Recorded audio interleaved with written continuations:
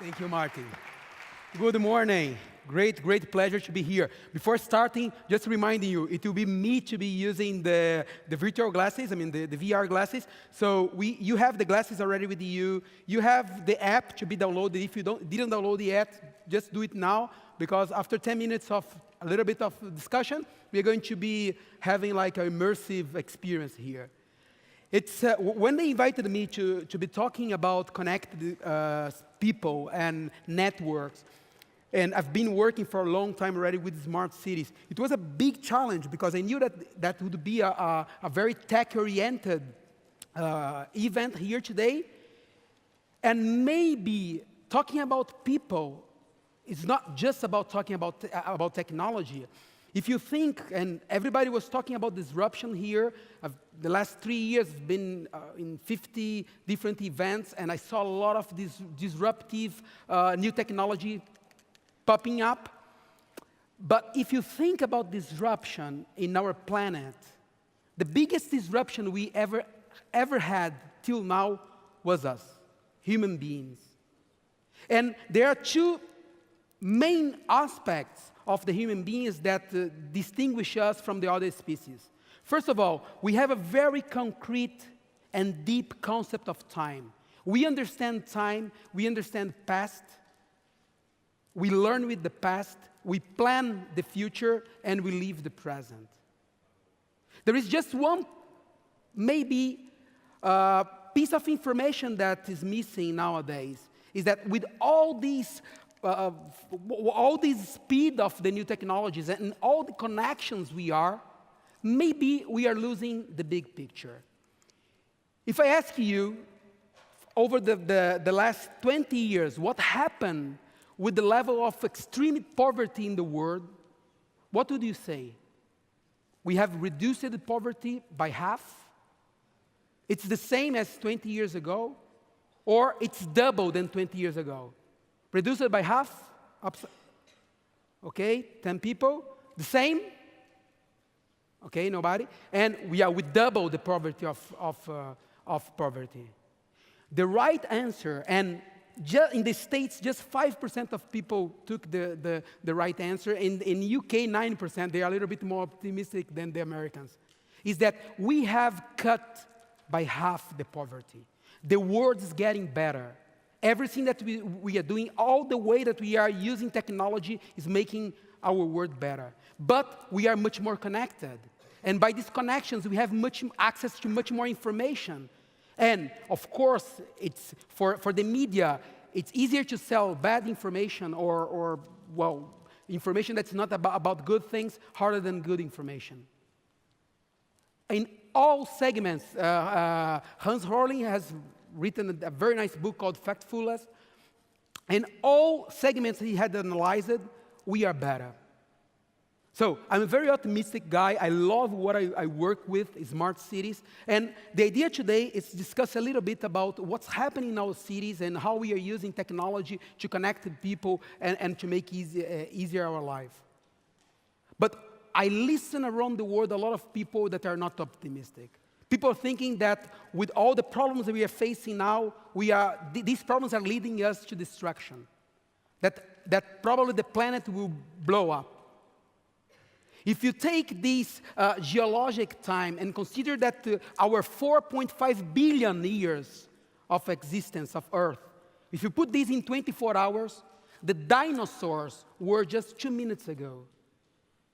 And according to the expectations we have for our sun, we still have more 36 hours. So with all these advancements that we have discussed this morning in health, for sure we are going to be facing very, very good times from now on.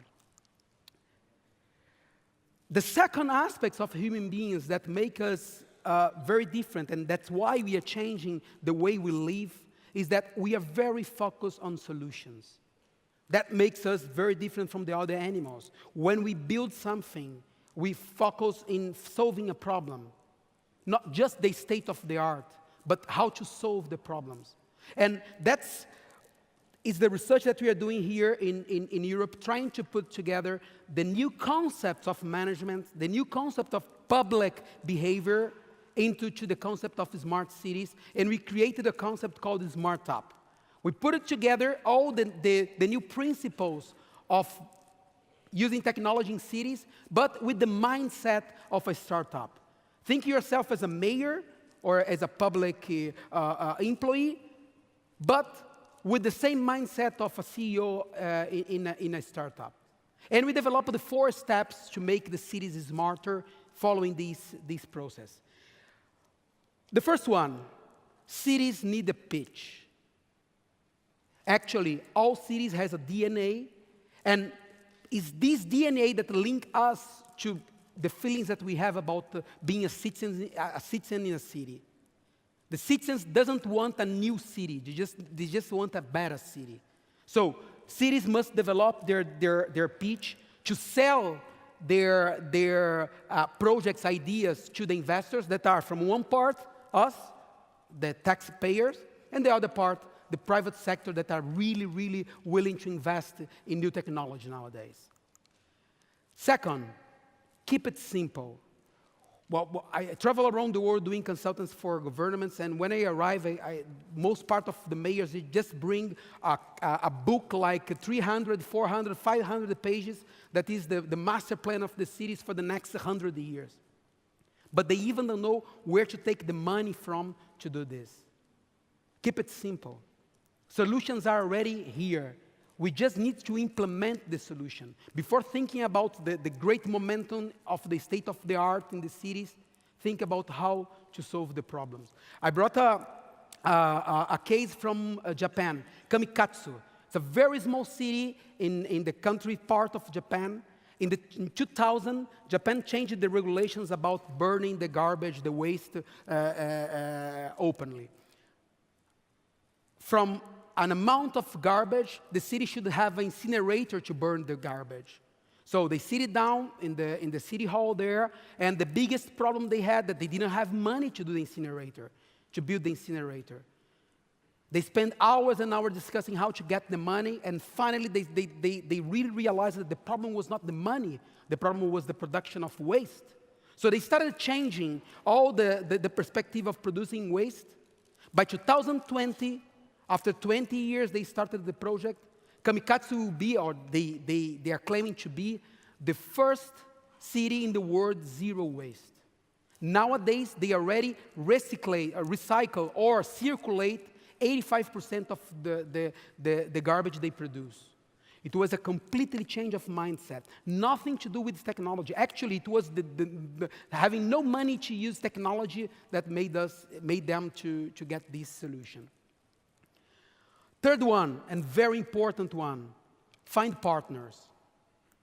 Rio de Janeiro, when started to develop the command center with IBM, they switch on this great investment they did there, and Rio just had at that time 900 cameras on the street. Was really not enough to control even a district in Rio. Again, put it together, politicians, let's put more camera, easy like this. Just to double the number of cameras, to give you an idea, London has 16,000 cameras. Just to double would cost more than investment in the command center. What they did, they flew to San Francisco, they did an agreement with a company called Waze. At that time, Waze was arriving from Israel there. And from night to day, they had 1 million people co-creating the traffic in Rio. And at that time, Rio was a great success for Waze because we, there in Rio, were using Waze to tell our friends where the police was doing the alcoholic controls on the street. Well, even use it for the bad things, but it was a fantastic technology, free of charge. Rio didn't spend any money, Waze didn't invest any money, win-win situation. The last one, and maybe one of the most important one, talking about smart cities nowadays is talking about a new mindset. Not just the way you do it, but the way we perceive it. There is a very important instrument to do smart cities called PPP, public-private partnerships. I believe that 95% of the money that we need for smart cities will come from the private sector. It's just a way to put together the stakeholders.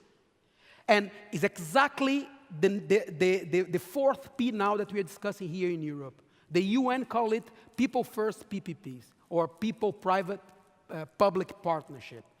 What is it? Including citizens on the process.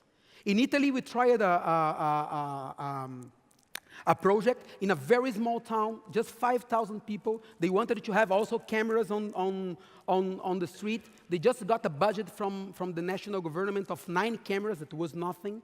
What they did there, they invited another company from Silicon Valley to co-create with them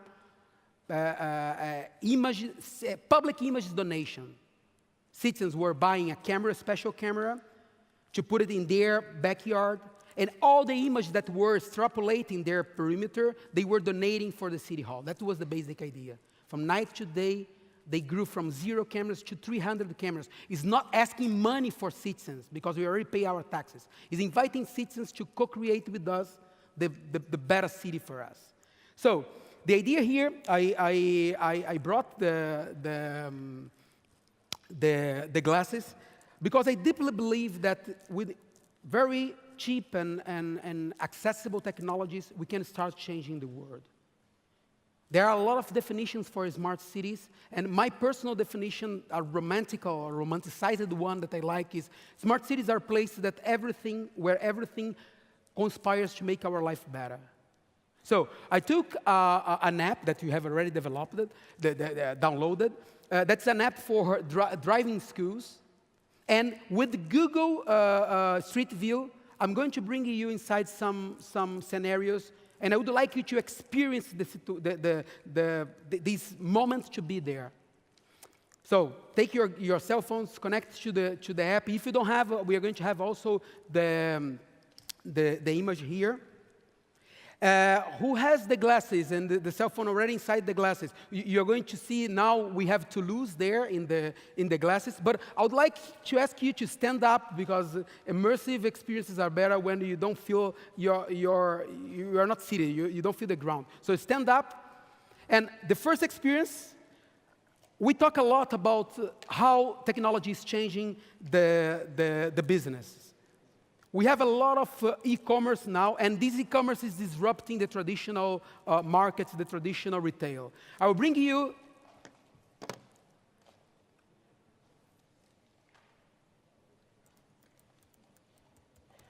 now to my hometown, Rio. Okay, connected. Of course, my internet's not working now, but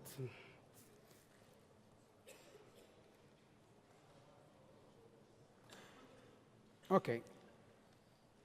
Let's see if it goes.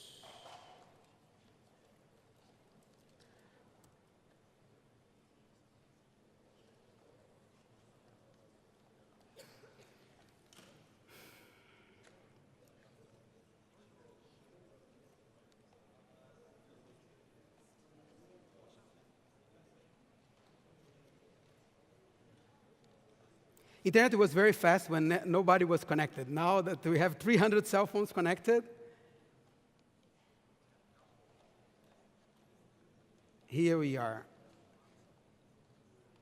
So the first scenario is Rio de Janeiro downtown, a very, very old street market in Rio de Janeiro.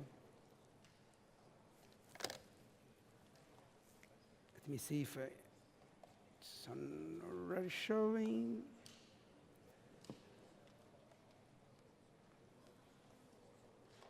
Okay, here we are. Try to feel the environment.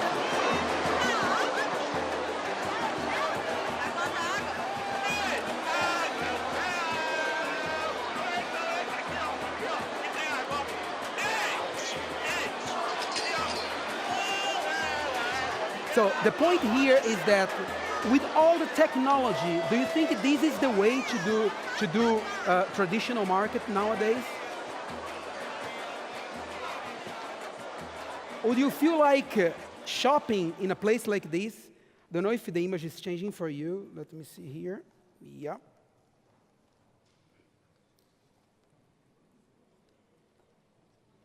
Okay. So you see,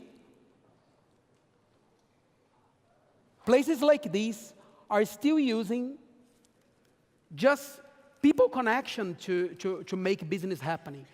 The problem is that what kind of people, what kind of customers can you attract with just this environment? And from Rio, I bring you to Japan.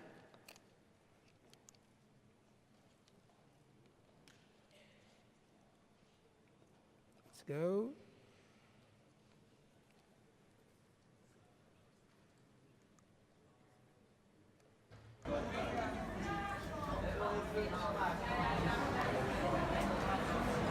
This is Shibuya Crossing in Japan. It's the busiest crossing in the world. We talk nowadays a lot about walkable cities, and of course Tokyo with 39 million people in the metropolitan area is the largest, far the largest metropolitan area in the world. And my question is, do you feel Tokyo as a walkable city? How to bring the concept of walkable cities to places in Asia that we have situations like that in a festival in Shibuya Crossing. Let's see if it goes. Yeah, internet's not working. And the last one, it's a very nice project that we are doing now in Barcelona called Superblocks. The idea behind the Superblocks is to give back the street to people, exactly using streets as the connection point for the neighbors. And the projects before in Barcelona was a very structured city. Let me see if you are, yeah. The project Barcelona was designed to be a city for cars. And now, the streets were very wide and very narrow walk sides for people. Now what we are doing there is exactly the other way around. It's closing the streets and giving back the street. So these are the process of transforming the super blocks. This is the first super block we had in Barcelona called the Poblenou. And this is the final result we had. Very simple transformation.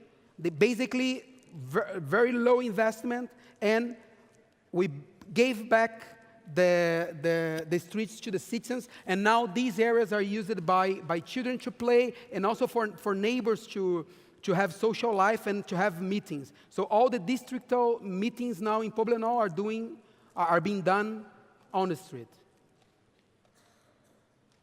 I think our time is off. I will keep the presentation, the virtual reality presentation on while you are here during the break time, so you can have more experience.